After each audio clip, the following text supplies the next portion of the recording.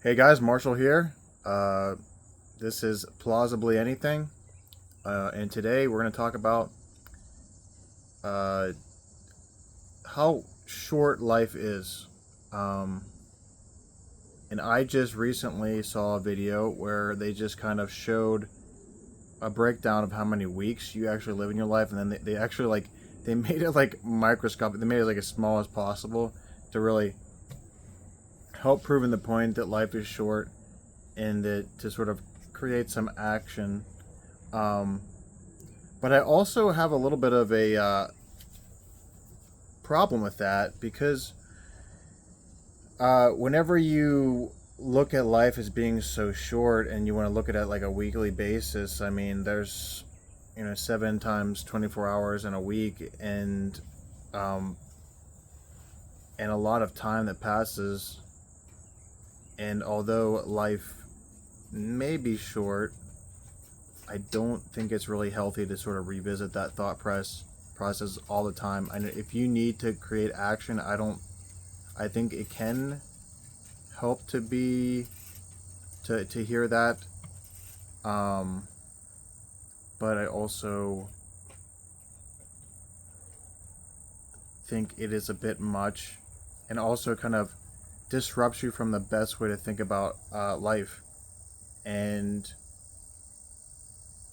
what I've been experiencing lately since I started taking notes every day in my life is that I can look back and I can see where I was that day, what I was doing that day, and the journey that I was on. Years ago it was more of a journey of understanding investing. This year was like a journey of understanding life, and really kind of how I can like experience it the most. How can I can experience life the most? And I don't think it really helps me to think about how life is short. But what I can look at is how much I've experienced in life already, and how much I'm trying to experience. And really, this idea of life is short, and this sort of it kind of creates like a fear of death, sort of uh, in a way. Almost it feels like a kind of like a hopelessness if you kind of just like look at how many weeks you have to survive in a lifetime. You know, I think about, you know, I've been alive for 30 years, and I think about you could break that down into weeks, and it really wouldn't describe the journey that I've been on, and it's really kind of a very narrow way to look at it. If you just want to look at the amount of time, um, yeah, there is a short amount of time that you have in your life. Um, Make the most out of it in a ways. Everyone has to sort of establish what they want to get out of life, but if you focus on the amount of time you have, I think it can sort of discourage you. I think it can almost haunt you in a way, if you put too much time into thinking that way. So I think about how one time someone said to me, "Life is short," and I was like, "Life is the longest thing you're ever gonna do." Um, but really, I was just kind of throwing that out there as just like, life is short, but it's um, so amazing and complex, and there's so much stuff happening that you don't even, if you're not thinking about it, you're experiencing things and they're going past you like so quickly. Um, in this day and age, there's so much that you can experience in a given day. So many different takeaways, so many different lessons, so many new things that you can find a way to expand your experience. And then also, whenever you kind of like push away, even a lot of that is clutter. Sometimes you even push away that clutter, and you can just really actually experience things to the fullest. Um,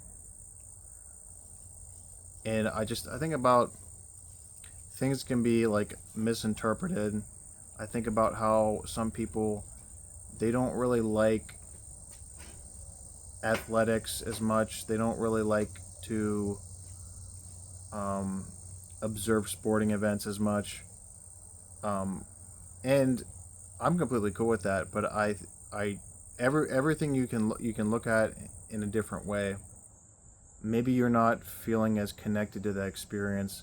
Maybe you're not seeing the emotions that are happening, and maybe you're not seeing the dedication that the people have. And so, if you don't see all these things, you could just be like, "Wow, this is just a waste of time. This is just a waste of time." And really, I think what is there is that you believing it's a waste of time. You're kind of just telling yourself why you can't experience things. It's like there's these people that have come together, have spent their whole life being the best football players possible, and then they display that once a week.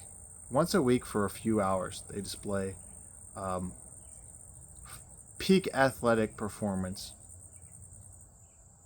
and then you get to watch it. You get to watch them spend their whole lives building up to that.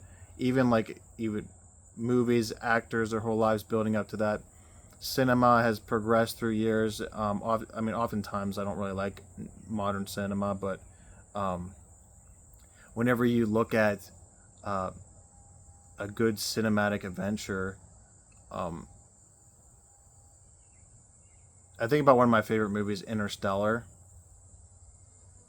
If you don't really, you could watch Interstellar. Every time you watch Interstellar, you're going to experience something different, a different emotion. Um, I recently heard that in Interstellar, there's like there's like a musical beat on the one planet, and every time it hits a certain beat, a year has passed. And so that really actually fits into this idea of how much time you have to experience things. And Christopher Nolan has put together movies that aren't just movies. They're these there are movies that can be seen a different way every time. If you find different aspects to think about it, the movie can be seen a different way and experienced a different way. And then also you hear about that point that the fact that the instrumental is breaking down, the amount of time is passing, and then you watch that again and you see that again, and it's just brilliant, just brilliant. Peak cinema is such a brilliant thing, and some people, I think a lot of this talk today, and a lot of the talks that we always have is about finding that balance of like understanding things that and their potential and experiencing them, but not getting like truly sucked into them, where they're just like all your life is about being an observer in sports, or I have friends. I have friends. Some of them just are specifically into observing sports, but then I have a good friend who also is is a journalist and a writer. And so what he's doing is he not only is he experiencing the sporting event, but also he's adding in his own perception of what's going on and creating this understanding of what is happening that day. And so he could even look back at all of these different articles he's created, hundreds of articles. I don't even know how many articles he has. I haven't really been as exposed to it as maybe I could be, but so many articles and of sporting events, and it's just more than sports. That's part of his life. He gets to see it. He gets to put in his perception. He makes it a part of him, and then he probably talks to people about it.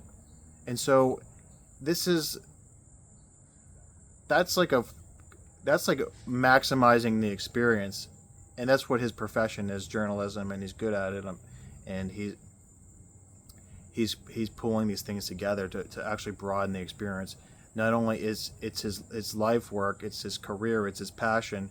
And he told me one day, he said, if I didn't make any money, I'd be perfectly happy with going and doing this every day, because he is hitting on these different aspects of really an enjoyment of life. He's hitting on the expression really hard. He's hitting that expression very hard because he can put in his own insight of what he's establishing, and seeing out of one certain team or one certain player, what is amazing you. And I've been trying to sort of channel that too. What is amazing to me,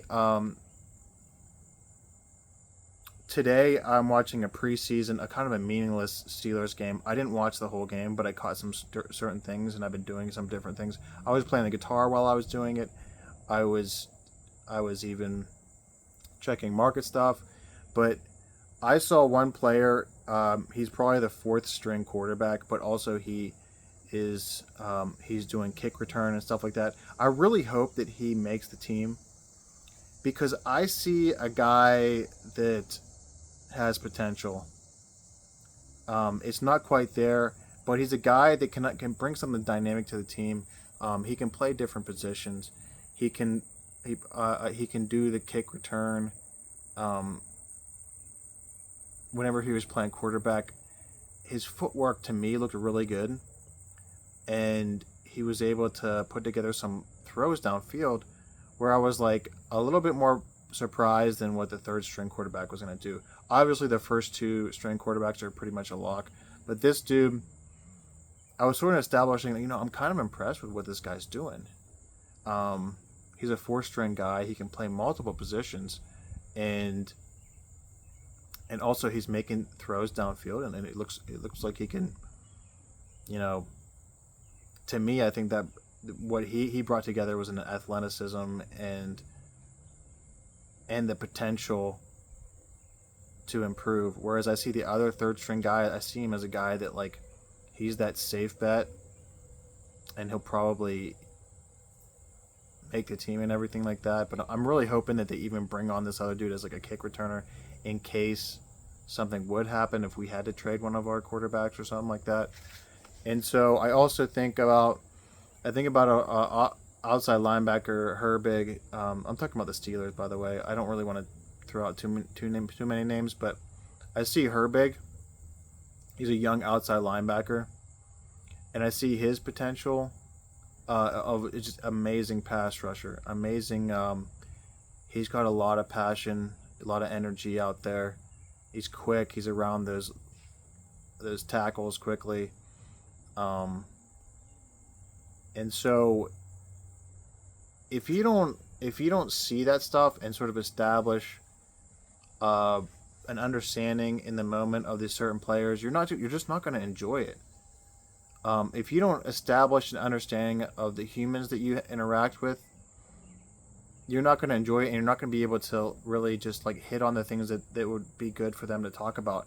And whenever I'm hanging out with this dude, I can ask him what he's covering, what kind of sports he's covering, and I'm actually listening. And he's talking, and all of a sudden he's talking about, this or that, and they ask him about soccer because soccer is something I was into high school soccer. I played high school soccer, and oftentimes he'll even, if he's covering anything with high school soccer, he'll let me know. Usually he's not usually covering teams that were sort of in my section, but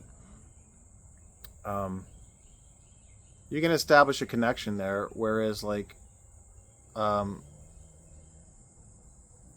people might not be willing to. Some people are so absorbed in themselves that they're just like, they can't even interact with people and even see what they can bring to the table. So it's like, you're just putting up, like, you can be putting up a wall and just being like, my time is limited, I need to experience other things. And even like, you'll like push away somebody and then just like move on and say that, that's a waste of time. And that, I'm not saying that's not the best thing. Sometimes you do need to move on, but some people fall into that cycle where they just want to like, they think everything, they think other people's perspective are like boring to the point where they won't even peel back the layers and see what exactly is there. And so experiencing life, uh, you have to like think a bit outside the box in all these different scenarios, and think about what exactly they do have to offer, what exactly I have to offer, and how can I experience things? How can I channel myself to be outside of my head and not be thinking so critically about what another person has to offer, and instead bounce around and have different things that you can discuss with people, um, so that you remember where you sort of left off with that person, so that the next time you see them, you can pick up where you left off because you're kind of invested in the conversation. And so a lot of times you can pick up on this stuff socially when someone's not really invested in really bringing the best out of you, or really understanding what it is that you're doing with your life. And all of a sudden, whenever you notice that, it's a complete turn off socially. Whenever you realize that somebody's not present enough to really have a good discussion with you, it's a turn off. And there's been some times in the past where I've been uh, maybe turning people off whenever I'm not completely present and ready to talk about something. I think there was a lot of times whenever I wasn't completely present, and my social interactions struggled in a way. So the big picture is here is that, like, yes, life is short, but also it can be very long and vast and full of depth and experience. And so find out how to explore that depth of experience. And we've talked about this in past episodes. Find a way to find the depth and experience and the breadth. So like you're finding just the full experience. It's almost like I don't know, exploring the whole dimension, you know. That sounds pretty wild, but there's probably ways that I could even explore things even more than I am exploring. I've been exploring spirituality, and so I'm exploring the spirituality connection, but I'm also exploring the physical connection with the earth. And so like whenever we talked about the chakras, that would be a good way, if you're kind of struggling with this concept, that would be a good way to sort of understand where you're at, so that you can find a way to experience what the true potential of living is like. Um,